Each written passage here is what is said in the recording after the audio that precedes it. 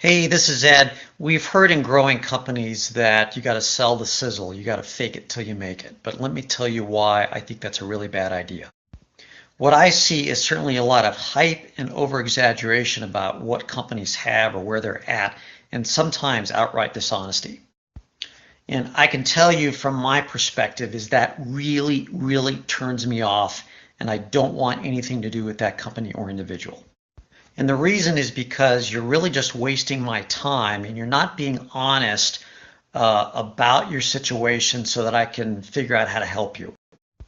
So the type of hype and overexaggeration I see are really fancy websites, really fancy presentations, advisory boards, especially when the advisors aren't doing anything to help the company.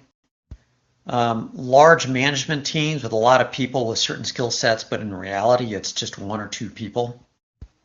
No product, no proof of concept when you're led to believe that there is some product, there is some proof of concept. So to me, here's some examples of the sizzle that you do want to promote in your startup. You've created a simple landing page that explains your product with an email capture for people who are interested, and you've driven some traffic to it. And on a very simple basis, you've got really favorable metrics to suggest that there's interest for your product or service.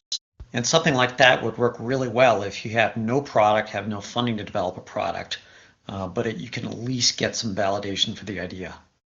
You actually have a product to sell, or a prototype at least, that you can demonstrate and sell and show the outcomes that it delivers and the problems or needs it solves. You're selling product, you're using direct marketing to do that, and you've got really favorable metrics, even at a very low scale, that your marketing is working. Maybe you're in retail, and the norm for your category, let's say, is 4 products per store per week, but you're doing 8 per store per week. You've got an email list, and you're sending non-purchase related emails, but you've got a 50% open rate on them. Or how about this? You're doing a roadshow test program in Costco in one location, and Costco has invited you into 3 other locations. Those are examples to me of the kind of sizzle you should be selling because you've got data and results that prove you have something. Spend your time and money to do things that will give you that kind of sizzle. If you don't have tangible results with examples like I spoke about, then you're going to turn people off very quickly. We as a society in general have become a lot more distrustful of people. I mean, just think about your impressions of our politicians, our leaders, of companies that produce products, and what is your trust level with them? If you're like me, it's probably pretty low, isn't it? So if you're doing a startup, what really sells is not hype, which is what a lot of companies do, but it's actionable sizzle, the kind of sizzle that I gave you in some of my previous examples, but it's also being honest and authentic. Go get the book called .com Secrets by Russell Brunson and read up on what he has to say about attractive character.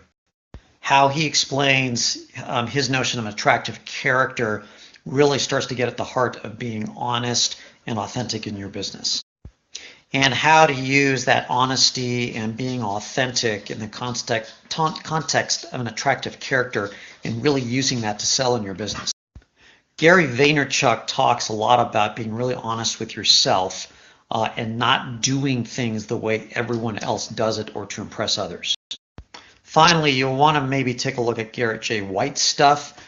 He talks about not lying, particularly to men, with ourselves and with others. So those are 3 really great resources that certainly have helped me be more honest and be my more authentic self.